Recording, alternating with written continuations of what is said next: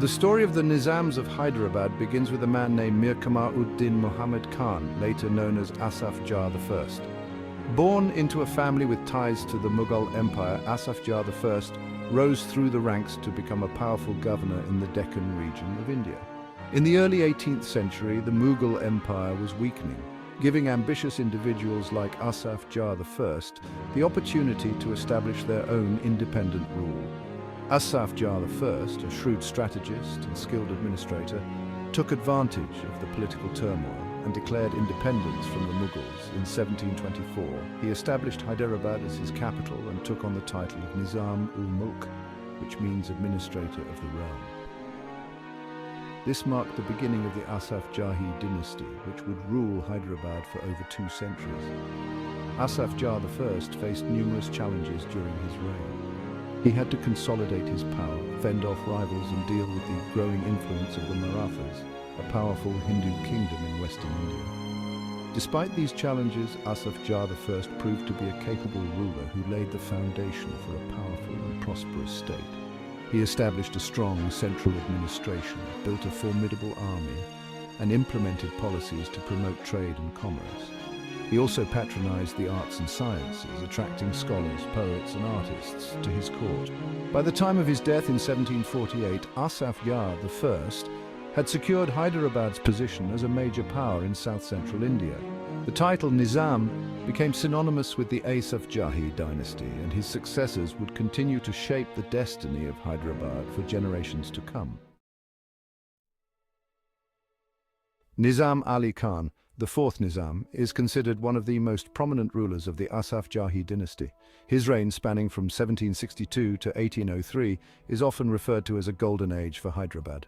Known for his sharp intellect and ambitious nature, Nizam Ali Khan significantly expanded the Nizam's dominion and influence. One of his most notable achievements was the conquest of the northern Circas, a coastal region along the Bay of Bengal.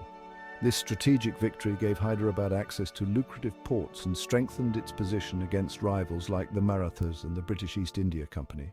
Nizam Ali Khan also played a pivotal role in the shifting political landscape of 18th century India. He skillfully navigated the complex alliances and rivalries between the Marathas, Mysore, and the British. Understanding the growing power of the British, he entered into strategic alliances with them, ensuring the survival of his kingdom while expanding its boundaries. The Nizam's reign was not just about military conquests and political maneuvering. He was a great patron of the arts and learning, attracting poets, musicians, and scholars to his court in Hyderabad. This era witnessed a flourishing of Urdu literature and culture, with Hyderabad emerging as a prominent center for intellectual and artistic pursuits.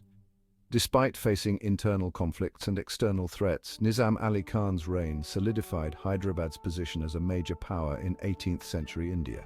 His legacy lies in his military prowess, shrewd diplomacy, and patronage of the arts, all of which contributed to a golden age for Hyderabad.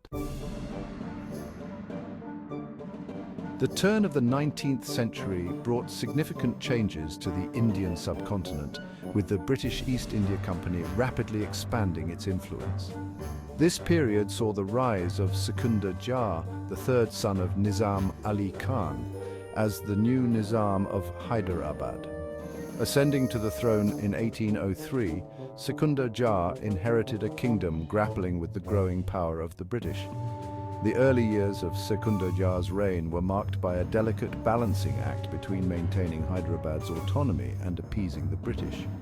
The increasing military strength of the British East India Company made it clear that challenging them directly was not a viable option. As a result, Secunda Jah chose a path of strategic alliances and concessions. In 1800, Nizam Ali Khan had already signed the Treaty of Subsidiary Alliance with the British, which obligated Hyderabad to provide military support and cede control over its foreign affairs to the company.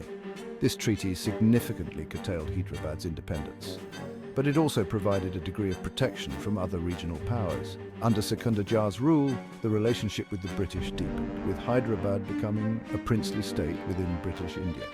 While this arrangement offered some protection, it also meant accepting British supremacy and adhering to their policies. This period saw the British resident, a representative of the British government, gaining significant influence in Hyderabad's affairs. Secunda Jah, despite the constraints imposed by the British, focused on internal reforms and the development of Hyderabad. He invested in infrastructure projects such as roads and irrigation canals to boost the economy. He also continued the tradition of patronizing the arts, with Hyderabad remaining a center for Urdu poetry and culture. Section 4. Modernization and Reform, the Legacy of Nasir-ud-Dawla. The mid-19th century witnessed a growing awareness among some Indian rulers about the need for modernization and reform to catch up with the advancements in the West. In Hyderabad, this sentiment found expression during the reign of Nasir-ud-Dawla, who ruled from 1857 to 1869. Known for his progressive outlook, Nasir-ud-Dawla initiated a series of reforms aimed at modernizing Hyderabad's administration, economy, and infrastructure. One of his key areas of focus was education.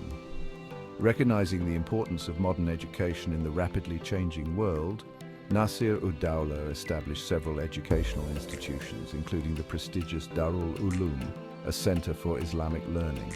He also encouraged the establishment of schools and colleges teaching modern subjects like science, mathematics, and English. Nasir-ud-Dawla's reforms extended to the administrative structure of Hyderabad. He streamlined the bureaucracy, introduced new revenue collection systems, and implemented measures to curb corruption. These reforms aimed to make the administration more efficient and responsive to the needs of the people. Recognizing the importance of infrastructure in fostering economic growth, Nasir-ud-Dawla invested in the construction of roads, bridges, and irrigation canals. He also took steps to promote trade and commerce, encouraging the establishment of industries and businesses. These efforts laid the groundwork for Hyderabad's future economic development. While Nasir-ud-Dawla's reign was relatively short, his emphasis on modernization and reform left a lasting impact on Hyderabad. His initiatives helped to transform the state into a more modern and progressive entity, paving the way for further development in the decades to come. Section 5. The last Nizam, Mir Osman Ali Khan. Mir Osman Ali Khan, who ascended to the throne in 1911, is a particularly fascinating figure in the history of the Nizams. Known for his immense wealth and eccentricities, he was the last Nizam of Hyderabad, ruling for a remarkable 37 years until 1948. His reign marked a period of significant transition and upheaval as India moved towards independence from British rule. Mir Osman Ali Khan was known for his business acumen and amassed a vast fortune, making him one of the richest men of his time. His wealth was legendary, with stories of his diamond collection, including the famous Jacob's diamond, captivating the world.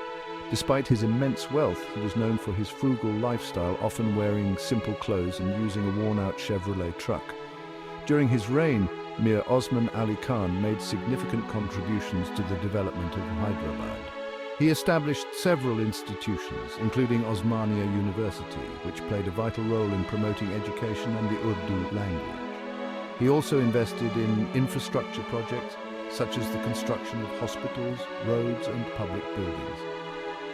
However, Mir Osman Ali Khan's rule was also marked by political turmoil and uncertainty surrounding Hyderabad's future in an independent India. He was initially reluctant to join the newly formed Indian Union, seeking to maintain Hyderabad's independence. This led to a standoff with the Indian government, which culminated in the annexation of Hyderabad into India in 1948 through a military operation known as Operation Polo. Despite the controversies surrounding the end of his reign, Mir Osman Ali Khan remains a significant figure in the history of Hyderabad. He is remembered for his wealth, eccentricities, and his contributions to the development of the state. His life and reign offer a glimpse into the complexities of Indian history during a period of immense change and transformation.